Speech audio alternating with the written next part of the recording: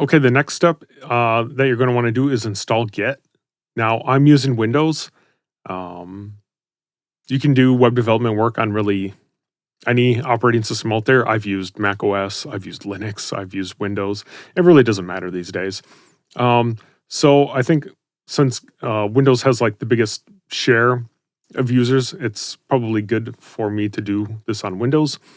And to get Git on Windows, there's literally a website called gitforwindows.org, and you can go there and you can download Git. And this is how I recommend that you do it. I already have Git installed, but I'm going to like reinstall it and walk you through what you need to know here. So let's go ahead and go to my downloads, and I'm going to run Git.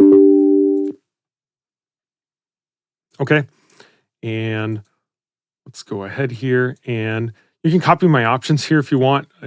These aren't really that important. It just basically having Windows Explorer integration, so you can right-click stuff and get a bash shell somewhere, and saying certain files should be run with bash. And I mean, most of this stuff is really just not important, and it's not really applicable. It's not going to be like really usable in this course. The next step is to choose your default editor for Git. Now, again, this is something that I don't use, but I do highly suggest you go install like Visual Studio Code. I have it installed in my system. I use it mostly as a notepad or like just a quick code editor because it's really great for that. It's like really lightweight. That's what I really like about Visual Studio Code. But I don't feel like it's powerful enough to be my main IDE, although you can certainly use it if you want. And it's free, so that's a nice advantage.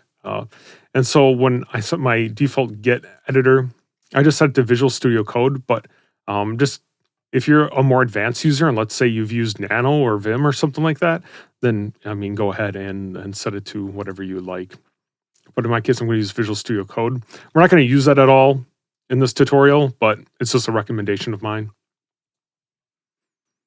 Okay, now the next one is maybe a little controversial. So there's been kind of like this trend to change names of things. So like back in the day, the first branch you make on a Git repository used to be known as the master branch, quote unquote. Master is the word.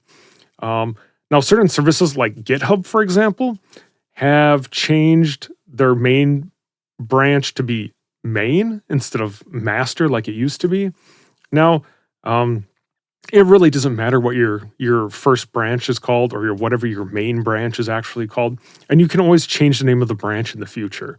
The branch is just a name of something, you know. So, for my case, since I'm going to be using like GitHub in this tutorial, I have chosen the option to override the default branch name and just change it to main. That's completely okay.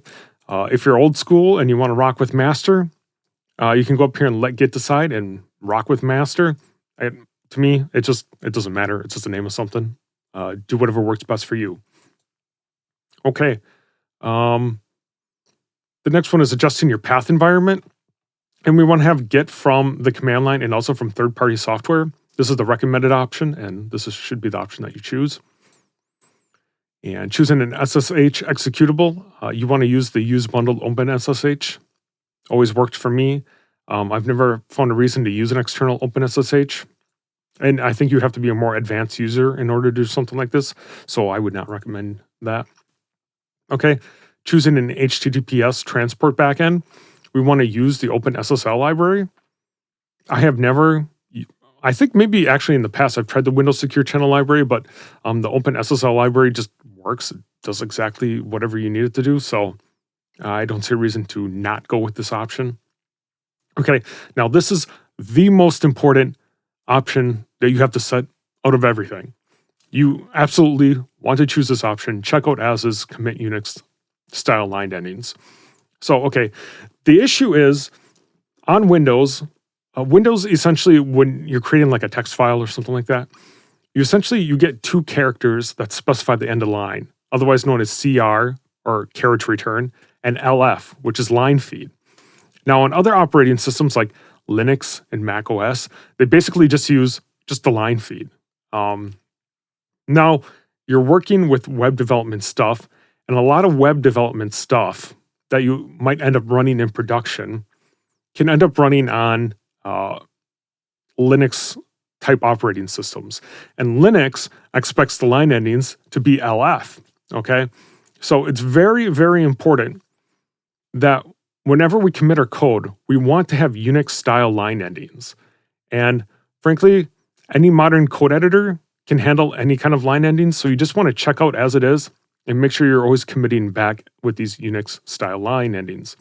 And preferably, you want to make sure your editor is set up so it's always just using these type of line feed endings anyways. And we'll get more into that in the future.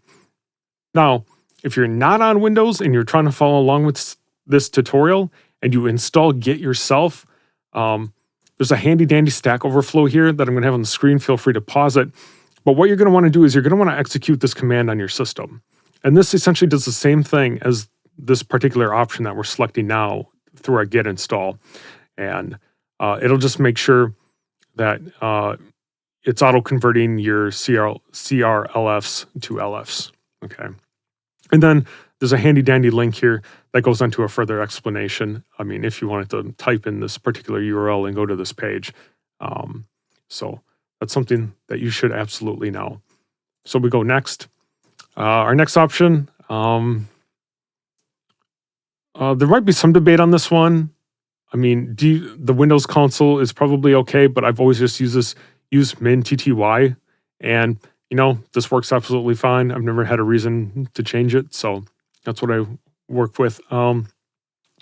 Choose a default behavior for get pull, and I think you would just want to use the default fast forward or merge. This is, I believe, the best option.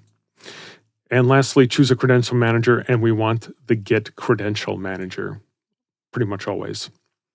The other option is none, which is not a good option. And lastly, enable file system caching, which is fine.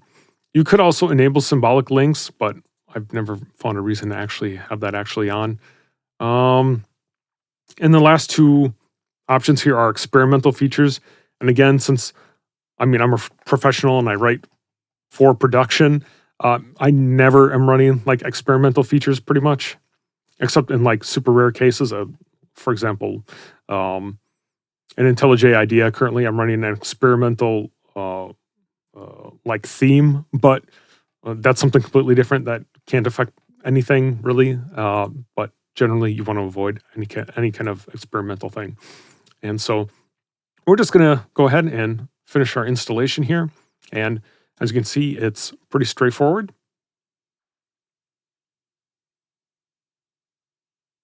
Okay, and it's done. That's all we really need to do. And that'll be all for this video. See you in the next one.